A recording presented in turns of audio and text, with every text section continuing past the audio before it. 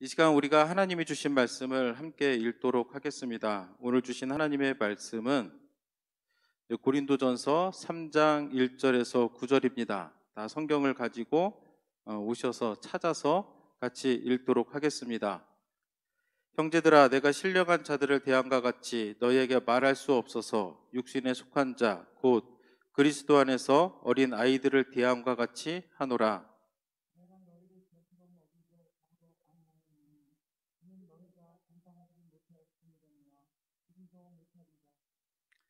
너희는 아직도 육신에 속한 자로다. 너희 가운데 시기와 분쟁이 있으니 어찌 육신에 속하여 사람을 떼라 행함이 아니리요.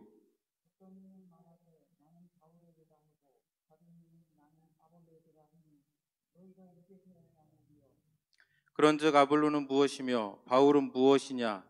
그들은 주께서 각각 주신 대로 너희로 하여금 믿게 한 사역자들이니라.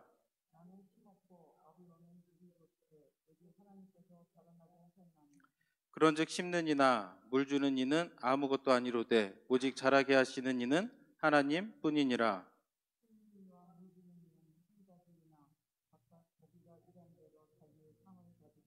함께 읽겠습니다. 우리는 하나님의 동역자들이요 너희는 하나님의 밭이요 하나님의 집이니라.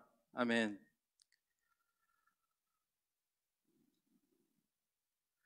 피터팬 증후군이라는 것이 있다고 합니다. 혹시 들어보셨나요?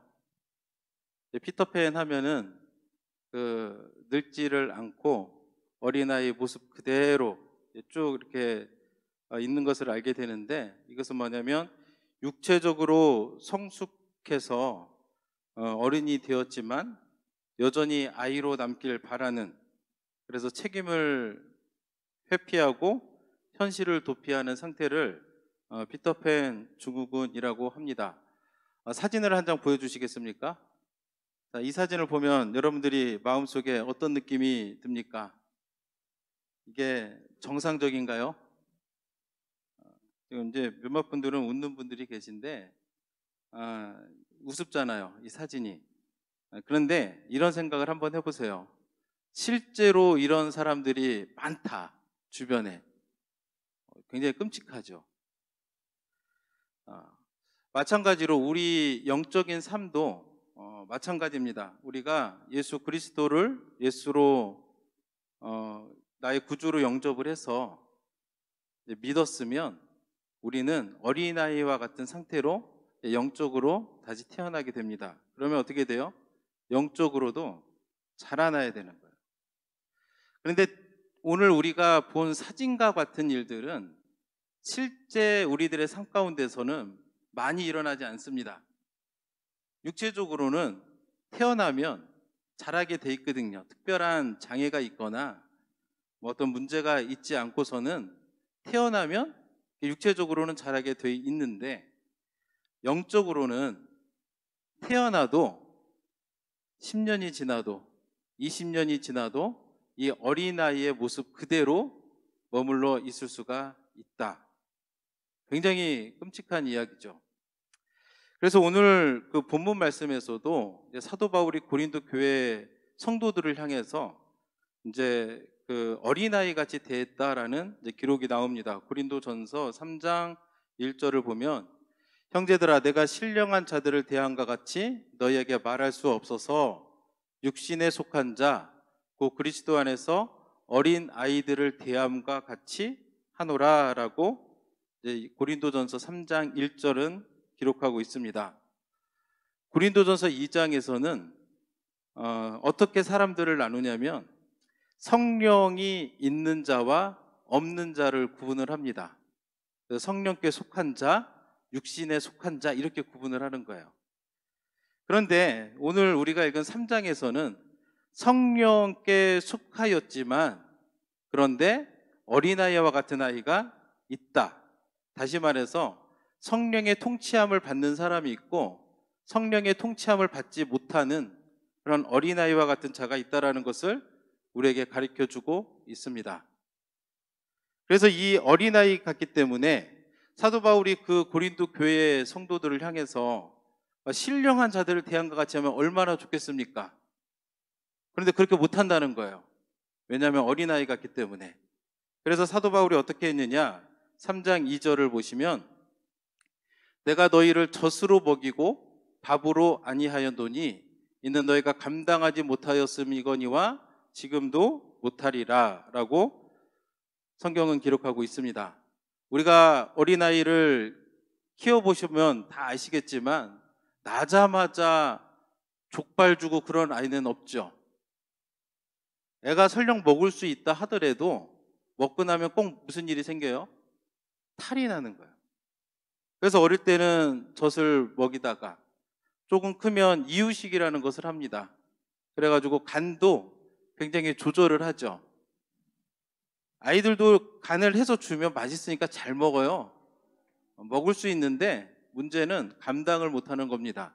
그러다 보니까 어머니가 아이의 발육 상태를 봐가지고 아이가 먹을 수 있는 음식을 주는 거예요.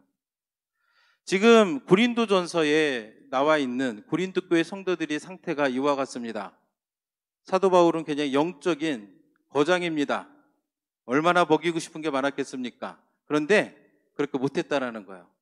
왜냐하면 고린도 교회 성도들이 여전히 어린아이와 같아서 신령한 자들을 대한과 같이 그렇게 할 수가 없었고, 그러다 보니까 밥으로는 못하고, 밥이라고 하는 것은 그 단단한 음식을 이야기합니다. 입으로 씹어서 먹을 수 있는 그 단단한 음식을 이야기하는데 그런 것들은 못하고 가장 기초적인 거, 가장 기본적인 거, 전만을 먹였다라고. 그러니까 이것을 영적으로 해석을 해보면 정말로 구원에 이르는 가장 기초적인 것만 고린도 교회 성도들에게 가르쳐 주었다라는 것을 알 수가 있습니다. 왜 고린도 교회 성도들은 예수를 영접했는데, 그래서 하나님의 자녀가 되었습니다. 우리가 고린도전서 1장에서 이미 말씀을 살펴보았던 것처럼 하나님의 은혜가 또 그들 가운데도 풍부하게 임했습니다. 그래서 방언을 말하고 성령의 은사가 임하고 그런 놀라운 일들이 있었는데도 불구하고 사도 바울은 뭐라고 하냐면 어린아이와 같다라는 거예요. 왜 그랬을까? 고든 디피라고 하는 이제 학자가 말하기를, 그 사람이 누구냐면 성경을 어떻게 읽을 것인가 라는 책을 혹시 여러분들 보신 적이 있으신가요? 영어로 말하면 How to Read the Bible인데, 이 책을 쓴 고든 디피라고 하는 학자는 뭐라고 하냐면 고린도 교인들 그 사이에서는 비기독교적인 행위들이 굉장히 많았다라고 그렇게 이야기를 하고 있습니다. 우리가 다 아는 것처럼 이제 앞으로 고린도전서를 쭉 읽어 나가게 보면 정말로 참 그 많은 문제들을 가지고 있었는데 그런 일들을 많이 했다라는 거예요. 그러니까 믿는 자로서는 상상하기 힘든, 마땅히 해서는 안 되는 그런 일들을 고린도 교회 사람들은 많이 했다라는 겁니다. 그러면 그것을 왜 했냐? 성령의 은혜가 부족해서 그런 게 아니라는 거예요. 우리가 알다시피, 그리고 제가 방금 말씀드렸듯이 하나님의 은혜가, 성령의 은사가 고린도 교회 성도들에게 하나님이 많이 부어주셨거든요. 그러니까 성령의 은사는 넘쳤지만 그럼에도 불구하고 그들이 바르게 살지 못했다라는 거예요. 그 이유는 뭐냐면 그들이 세상 사람들처럼 생각하고 세상 사람들처럼 하는 대로 살았기 때문에 그랬다라고 이 사람은 이야기를 하고 있는 겁니다. 우리 스스로를 돌아봐도 내가 예수님을 믿어서 하나님의 자녀가 되었습니다. 그럼 우리가 어떻게 살아야 되겠습니까? 하나님의 말씀을 따라 살아가야 되는 거예요. 이전 것은 버리고, 나의 옛 습관은 버리고, 예전에 좋아했던 것들은 버리고 그리스도 안에서 새로운 목적을 가지고 하나님이 원하시는 것이 무엇인지 바라보며, 아무리 내가 하고 싶은 것이 있어도 성경이 그것을 하지 말라 하면 안 할 수 있는 그런 사람이 되어야 되는데, 고린도 교회 성도들은 그렇지 못했다. 여전히 그들이 예수를 주로 고백했지만 그들의 삶이 변하지 못했었기 때문에 그들의 상태는 마치 뭐와 같냐? 갓 태어난 어린아이와 같아서 밥을 먹을 수 없는, 젖만 소화할 수 있는 그런 상태였다라고 그렇게 이야기를 하고 있습니다. 그럼 그런 상태가 있으니까 그들 가운데 무슨 일이 일어나겠습니까? 3절을 같이 읽도록 하겠습니다. 너희는 아직도 육신에 속한 자로다. 너희 가운데 시기와 분쟁이 있으니 어찌 육신에 속하여 사람을 따라 행함이 아니리요. 고린도 교회 성도들이 예수 그리스도를 알고 믿게 된 것은 굉장한 경험입니다. 우리가 그 시절을 생각을 해보시면 그때에 그들이 원래 가지고 있던 그런 우상을 버리고 하나님 앞에 돌아온다라는 것은 굉장히 놀라운 일이죠. 그런데도 불구하고 뭐라고 하느냐? 아직도 육신에 속한 자라는 거예요. 하나님을 믿었지만 아직도 육신에 속한 자로다. 육신에 속하 있다 보니까 무슨 일이 일어나느냐? 시기와 분쟁이 그 안에 있다라는 거예요. 시기와 분쟁은 간단하게 말하면 자기들끼리 맨날 계속적으로 싸웠다 그 얘기입니다. 사람들이 왜 싸울까요? 교회에도 보면 싸우는 일들이 많습니다. 제 친구 목사님이 텍사스의 아주 작은 마을에 담임 목회자로 갔습니다. 100명이 채 안 된다고 그래요, 한인 인구가. 그런데 원래 한 교회가 있었는데 싸워가지고 두 교회로 나눠져 있던 그 교회에 그 중에 한 곳에 이제 갔는데 나중에 만나서 얘기를 하다 보니까 답답하다는 거예요. 사람이 많으면 싸우는 게 이해라도 가겠는데 몇 명 되지도 않는데 거기서 맨날 싸운다는 거예요. 왜 사람들이 이렇게 맨날 싸울까요? 왜냐하면 자꾸 편을 나누기 때문에 그런 거예요. 편을 나누기 때문에. 그렇게 자꾸 이렇게 편을 나누는 게 보면 어린아이들의 특징입니다. 특징. 저도 아이를 이렇게 키워보면서 보니까 둘이 있을 때는 그래도 잘 놀더라고요. 근데 꼭 셋이 되면 문제가 생겨요. 두 명이 한 사람을 이렇게 따돌리거나 괴롭히거나 그런 일들이 굉장히 많이 생기더라고요. 이게 어린아이들의 특징인 거죠. 그러다 보니까 고린도 교회 성도들이 예수를 구주로 영접은 했으나 그들이 하나님의 복음의 말씀을 바로 깨닫지도 못하고 정말로 예수 믿는 자로서 그리스도인으로서 해야 되는 것이 뭔지도 잘 모르고 그냥 내가 남보다 낫게 여기고 자랑할 줄만 알고 그러다 보니까 그 가운데 시기와 분쟁이 있었고 우리가 앞서 살펴봤던 것처럼 교회에 4개의 커다란 분파가 생겨서 서로 자기가 낫다고 싸우는 그런 굉장히 심각한 상황이 그들 가운데 임하게 됐다라는 것을 성경은 우리에게 가르쳐주고 있습니다. 그래서 3장 4절에 보니까 어떤 이는 말하되 나는 바울에게라 하고 다른 이는 나는 아볼로에게라 하니 너희가 육의 사람이 아니리요. 시기와 분쟁이 있는데 어떤 사람은 나는 바울 편이다 라고 이렇게 목소리를 높이는 사람이 있는가 하면 또 어떤 사람은 나는 아볼로 편이다 라고 하면서 서로 그렇게 육적인 모습을 굉장히 많이 드러내는 것을 이렇게 이야기를 하고 있습니다. 우리가 앞서서 고린도 교회 4개의 분파가 있다고 했습니다. 바울을 따르는 사람들, 그리고 아볼로파, 그리고 게바, 베드로파, 그리고 다 싫다 그리스도파 4개가 있다고 했는데 오늘 그 사도 바울은 이제 바울파와 아볼로파에 대해서만 언급을 하고 있습니다. 그 이유는 뭐냐면 이 두 사람이 실제로 고린도 교회에서 사역을 했었기 때문에 이 두 사람을 자신을 포함해서 아볼로와 자신을 언급한 것이 아닌가 그렇게 생각을 합니다. 또 한편으로는 그렇기 때문에 이 4분파 중에서 바울파와 아볼로파가 가장 많은 그 무리를 사람들이 지지를 받고 있었던 게 아닐까 그런 생각도 하게 됩니다. 근데 이에 대해서 사도 바울의 질문은 뭐냐면 바울은 뭐고 아볼로는 뭐냐는 거예요. 5절의 말씀을 우리가 같이 읽겠습니다. 그런즉 아볼로는 무엇이며 바울은 무엇이냐 라고 사도 바울은 물어보는 거예요. 우리가 아는 것처럼 이미 아볼로는 굉장히 언변이 굉장히 그 특출난 그래서 말을 매우 잘하는 그래서 우리 주변에도 보면 똑같은 말을 해도 굉장히 이렇게 멋있게 말하는 사람들 있잖아요. 그죠? 그런 사람들 보면 뭐 호감이 갑니다. 그런 사람이었던 거네. 반면에 사도 바울은 글로 쓰면은 글은 잘 쓰는데 말로 따지면 이제 아볼로처럼 그렇게 언변이 좋거나 유창하게 무엇을 말하거나 또 그러지 이제 못했다고 성경 우리에게 일러주고 있는데, 그러다 보니까 사람들 사이 호불호가 생기는 겁니다.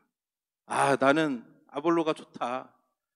그가 가르치는 성경의 가르침을 봤더니 와, 정말 놀랍더라 라고 하면서 아볼로를 따르는 사람들이 생기고, 또 바울을 지지하는 사람은 그래도 이 고린도에 와가지고 처음에 복음을 전하고 정말 이렇게 힘든 고난을 우리와 함께한 사람이 누구냐라고 하면서 의리를 강조하는, 그러면서 이제 나는 바울 편이다 라고 하는, 그렇게 이제 싸우고 있는데, 여기 대해서 사도 바울이 뭐냐면 이게 다 무슨 소용이냐라는 거예요. 그들은 우리는이라고 안 해요. 그들은 자신을 포함해서 아볼로도, 그리고 이제 게바와 다른 그 지도자들도 주께서 각각 주신 대로 너희로 하여금 믿게 한 사역자들이다라고 사도 바울은 가르쳐주고 있습니다. 여기서 이제 우리가 사역자들이라고 하다 보니까 일반적으로 사역자 하면 우리는 누구를 떠올립니까? 그 패스터들을 생각하기가 쉽죠. 근데 이 사역자라고 번역이 된 헬라어가 무슨 말이냐면 디아코니아라고 이제 쓰여 있습니다. 디아코니아. 이 말은 뭐냐면 집사라는 뜻이에요. 집사. 교회 안에도 이제 우리 집사라는 이제 직분을 가진 사람들이 이제 굉장히 많은데, 집사의 원래 그런 본 뜻은 뭐냐? 식탁에서 시중 두는 사람을 집사라고 합니다. 그래서 예전에 어떤 소설책이나 예전에 문학책 같은 데를 보면 어느 뭐 저택에 있으면 누가 있어요? 그 집에? 집사라는 사람들이 있어요. 집사. 이 사람들이 교회 직분자인 집사가 아니라 그 집에서 시중을 드는 종을 뜻하는 사람이 집사인 거예요. 그럼 우리 교회에서도 우리가 집사의 직분을 받았습니다. 그러면 뭐예요? 섬기는 사람이 되라는 겁니다. 섬기는 사람이 집사라는 의미이고, 또 그 직분을 디아코니아라고 하면 이 직분자들을 뭐라고 하냐면 디아코노스라고 하는데, 이것을 통해서 알 수 있는 것이 직분이 지배하거나 군림하는 것이 아니라 섬김을 위한 것이라면, 이 교회가 가지고 있는 이 직분자들은 높고 낮음을 나타내는 서열이나 권위를 나타내는 것이 아니라 단순하게 역할을 의미할 뿐인 거예요. 그러니까 교회 내에서 내가 집사라게 해서 내가 일반 평신들보다 더 높다, 맞습니까? 틀립니까? 틀린 거예요. 그런데 고린도 교회 사람들은 내가 직분 받았으니까 내가 더 높아 하면서 막 이렇게 군림하려 하고 그랬던 것 같아요. 근데 사도 바울은 거기에 대해서 뭐라고 하냐면 그런 게 아니라는 겁니다. 각각 하나님께서 우리에게 주신 대로 섬기는 그런 사람들 뿐이다 라고 그렇게 가르쳐주고 있는 겁니다. 그래서 아볼로와 바울을 생각해 보면, 바울은 어떤 사람입니까? 바울에게 주신 하나님의 은사는 뭐냐면 교회를 개척하는 겁니다. 바울을 향하신 하나님의 그 부르심은 뭐냐면 이방인에게 가서 예수 그리스도의 십자가 복음을 가르쳐서 그들이 돌이켜 하나님의 자녀가 되게 하라는 것이 바울이 소명인 거예요. 그래서 사도 바울은 하나님의 그 부르심대로 그것을 열심히 했을 뿐입니다. 그러면 아볼로의 사명은 뭡니까? 하나님은 아볼로에게 말을 잘하는 은사를 주셨습니다. 그래서 성경에 이르면 공중 앞에서, 여러 사람들 앞에서 유대인하고 이렇게 말을 해도 결코 그들에게 뒤지지 않을 그런 하나님의 언변을 허락해 주셨습니다. 그것을 가지고 교회에서 성도들을 가르치고, 그래서 하나님이 주신 그 은사대로 사명을 받으며 섬기는 일을 했을 뿐인데, 사람들이 이것을 제대로 이해하지 못하고 자꾸 편을 가르고 내 편이 아니니까 막 터부시하고 내 편이니까 이렇게 편을 나누면서 싸우고 이런 모습을 계속적으로 보였다라는 거예요. 그런 모습이 사도 바울의 눈에는 어떻게 보였느냐? 어린아이와 같은 성숙하지 못한 그런 모습으로 보였다라고 사도 바울 우리에게 가르쳐주고 있습니다. 그러면서 사도 바울이 뭐라고 하냐면 우리 6절하고 7절을 같이 보도록 하겠습니다. 나는 심었고 아볼로는 물을 주었을 때 오직 하나님께서 자라나게 하셨나니 그런즉 심는 이나 물 주는 이는 아무것도 아니로되 오직 자라게 하시는 이는 하나님 뿐이니라 라고 사도 바울은 고린도 교회 성도들에게 이야기를 해주고 있습니다. 식물을 자라게 하는 데 있어서 여러 가지 일들이 있습니다. 근데 심는 자가 더 중요합니까? 물 주는 자가 더 중요합니까? 여러분들이 생각해 보시기에 누가 더 나은 사람입니까? 똑같다라는 거예요. 똑같다라는 거. 결국은 자라게 하시는 이는 누구예요? 하나님. 오직 하나님이 자기의 자라게 하시는 분은 오직 하나님이시기 때문에 내가 심었다고 해서 내가 물을 주었다고 해가지고 내가 뭐 자랑할 것도 없고 또 사람들이 그것을 봤을 때 식물이 잘 자랐다고 해가지고 심은 사람을 칭찬할 것도 없고 물 준 사람을 칭찬할 것도 없고 오직 누구를 보라는 겁니까? 자라나게 하시는 하나님을 바라보라는 거야. 이 말씀이 오늘날 우리들의 그 신앙의 현장에서도 굉장히 필요한 말씀이라고 생각을 합니다. 여러분들은 주로 누구를 봅니까? 심는 사람을 봅니까? 물 주는 사람을 쳐다보고 그들을 바라고 있습니까? 우리가 마땅히 봐야 될 사람은 뭐냐면 심는 이도 아니고 물 주는 이도 아니고 오직 자라게 하시는 하나님이라는 것을 여러분들이 믿으시길 바랍니다. 누가 영광을 받아야 되는가? 하나님이 영광 받아야 돼요. 간혹 가다가 심는 사람이 굉장히 막 칭찬받고 싶어 하는 사람이 있어요. 심으면서 막 드러났으면 좋겠고 칭찬받았으면 좋겠고 아니라는 거예요. 그냥 각기 하나님이 부르신 대로 살아가는 겁니다. 간혹 물 주는 사람이 굉장히 막 인정받고 싶고 막 드러나고 싶고 그런 욕구가 있을 때가 있습니다. 근데 그게 옳은 게 아니라는 거예요. 오직 우리가 물을 주든 심든 무슨 일을 하든 우리가 나타내야 될 분은 누구냐? 오직 자라게 하시는 하나님이시다라는 것을 기억해야 될 줄로 믿습니다. 과거에 제자 오카눔이라고 하는 다큐멘터리를 본 적이 있습니다. 여러분들 가운데 이제 이미 보신 분들도 있을 것이고 혹시 아직 못 보셨다면 이제 보셨으면 이제 그런 이제 말씀을 드리고 싶은데 거기에 보면 한 가지 이야기가 나오는데 뭐냐면 개척교회, 서울에 있는 지하에 있는 작은 개척교회를 심우하는 목사님에게 오카누 목사님 오셔가지고 너무 부럽다라고 그렇게 이야기를 했다고 합니다. 여러분들 이해가 되십니까? 서울 강남에 정말 대형교회 목사님이 정말 이렇게 작은 지하 개척교회에 와가지고 내가 너무 부럽다. 이 말을 들으면 여러분 어떻게 이해를 하시겠습니까? 도저히 이해할 수 없는 건데, 그래서 이제 개척교회 목사님이 이제 옥 목사님에게 여쭙더니 하는 얘기가 뭐냐면 본인은 이미 밖에서 너무 많은 칭찬을 받았다. 이 세상에서 너무나 많은 것을 누렸다. 그래서 하늘나라에 가면 내가 받을 것이 없다라는 거예요.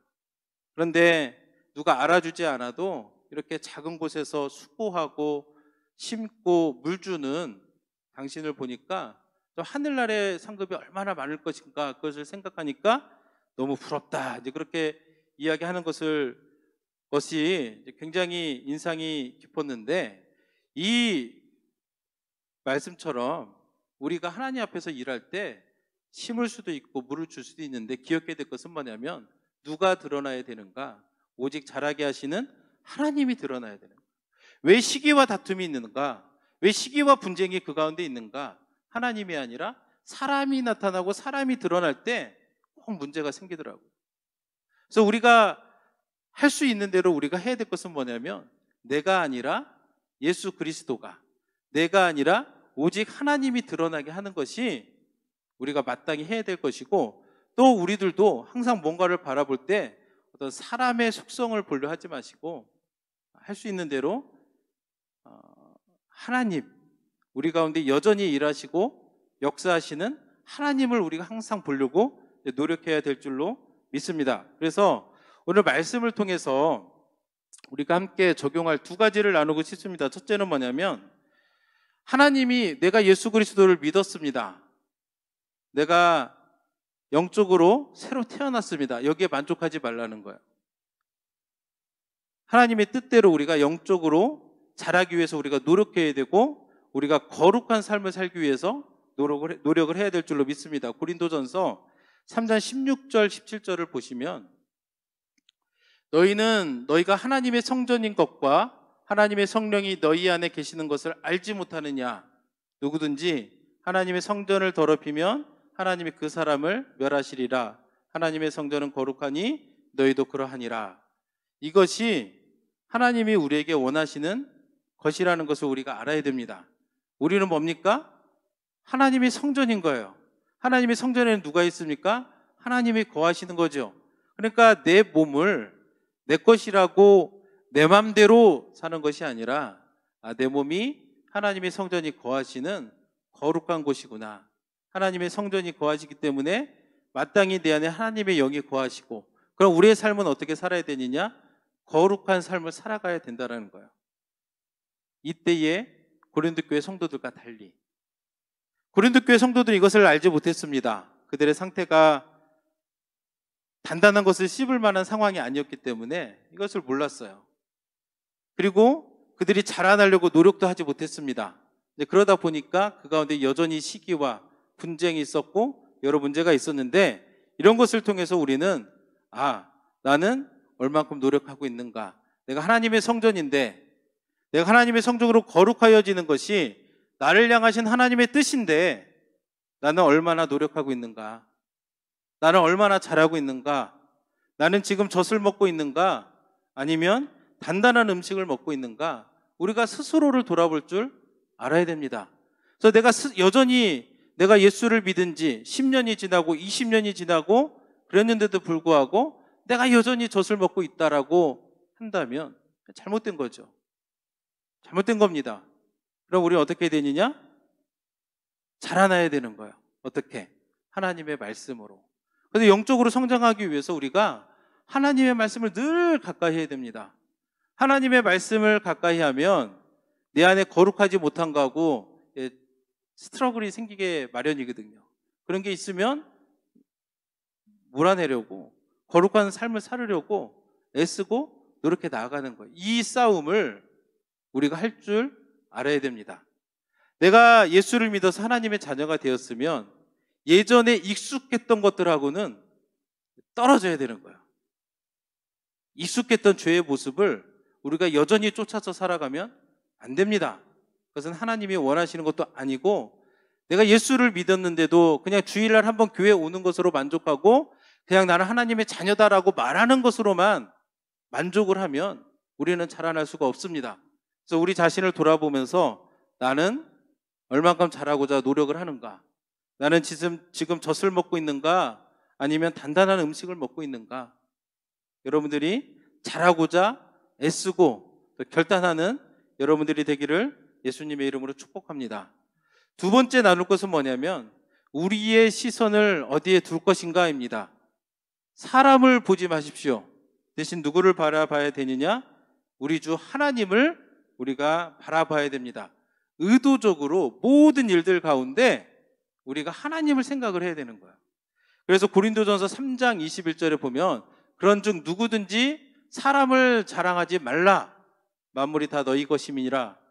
우리가 하나님을 보고자 하는 노력을 안 하면 자연스럽게 우리는 사람을 자꾸 주목하게 돼 있습니다.